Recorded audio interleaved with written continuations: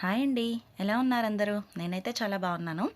ఈరోజు ఉతప్ప ఎలా తయారు చేసుకోవాలో మీకు ఈ వీడియోలో చూపిద్దాం అనుకుంటున్నాను. ఫుల్ ప్రాసెస్ అంతా చూపిస్తున్నాను, చూసేయండి. ఎవరైనా గనక ఫస్ట్ టైం గనక నా ఛానల్ చూస్తున్నట్లయితే కింద రెడ్ కలర్లో సబ్స్క్రైబ్ ఆప్షన్ ఉంటుంది, సబ్స్క్రైబ్ చేసుకోండి.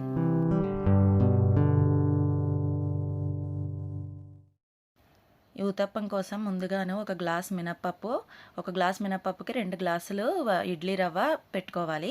ఈ మినప్పప్పుని ఇడ్లీ రవ్వని ఒకసారి బాగా కడుక్కొని వీటికి తగినన్ని నీళ్లు పోసి ఒక ఓవర్ నైట్ నానబెట్టుకోవాలి. మరుసటి రోజు మార్నింగ్ చూసినట్లయితే చూసారు కదా, ఈ విధంగా పప్పు అయితే నానిపోతుంది. దీన్ని మెత్తగా గ్రైండ్ చేసుకొని తర్వాత ఈ ఇడ్లీ రవ్వనంతా కూడా ఇందులోకి అయితే యాడ్ చేసేసుకోవాలి. వాటర్ తీసేసి యాడ్ చేసుకోవాలి. కొందరు డైరెక్ట్గా ఇందులోనే ఇడ్లీ రవ్వను కూడా నానబెట్టేస్తారు మనం మినపప్పు రుబ్బిన తర్వాత. కానీ నేను మాత్రం ముందుగా నానబెట్టుకుంటా, కొంచెం ఫాస్ట్గా అవుతుందని. దీన్ని కూడా ఒక నైట్ అంతా వదిలేసిన తర్వాత మర్నాడు మార్నింగ్ చూస్తే బాగా పొంగుతుంది, మంచి టేస్ట్ కూడా వస్తుంది. తర్వాత ఒక ప్యాన్ పెట్టుకోవాలి. పెట్టుకొని ఈ పెనం మీద ఆయిల్ బాగా వేసుకొని అప్లై చేసుకోవాలి. ఊతప్పంకి కాస్త ఎక్కువ ఆయిలే అవుతుందండి. ఈ పెనం మీద ముందుగా మనం తయారు చేసి పెట్టుకున్న ఈ మినప్పిండిని అయితే వేసుకోవాలి. ఒక 2 గరిటెల పిండిని వేసుకొని ఈ విధంగా స్ప్రెడ్ చేసుకోవాలి. మరీ పలుచగా కాకుండా కాస్త దళసరిగానే ఉంచుకోవాలి. ఇలా స్ప్రెడ్ చేసుకున్న తర్వాత దీనిపైన ఒక ఆనియన్ కట్ చేసి చిన్న చిన్న ముక్కలుగా కట్ చేసిన ఆనియన్ కూడా యాడ్ చేసుకోవాలి. మొత్తం నిండా అయ్యేలాగా ఎక్కువగా ఆనియన్స్ అయితే యాడ్ చేసుకోవాలి. చూస్తున్నారు కదా, ఈ విధంగా ఆనియన్స్ అన్నిటిని కూడా యాడ్ చేసుకోవాలి. తర్వాత దీనిలోని కాస్త పచ్చిమిర్చి తరుగును కూడా యాడ్ చేసుకోవాలి. ఒక పచ్చిమిర్చిని చిన్న చెక్కుగా అయితే తరుక్కున్నాను.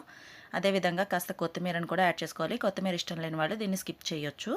అలాగే టమాటో కూడా కాస్త ఒక చిన్న టమాటోని కట్ చేసి యాడ్ చేసుకోవాలి. ఈ విధంగా అన్నిటినీ యాడ్ చేసుకున్న తర్వాత ఒకసారి ఈ విధంగా ప్రెస్ చేయాలి.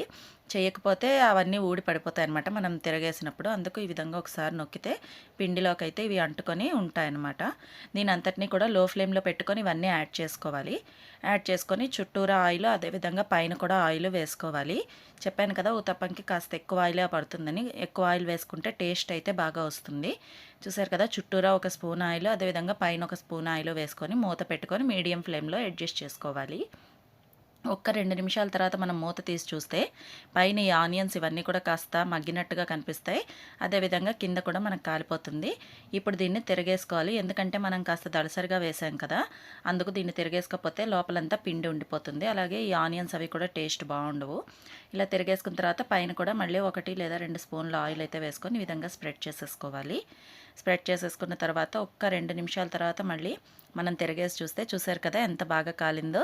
ఆ లోపల పిండి అంతా కూడా బాగా ఉడుకుతుంది. అదేవిధంగా ఆనియన్స్, టమాటో అన్నీ కూడా మంచిగా కొంచెం ఫ్రై అయినట్టుగా వచ్చే టేస్ట్ అయితే చాలా బాగుంటుంది. దీనికి పల్లీ చట్నీ అయితే పర్ఫెక్ట్ జోడి అండి.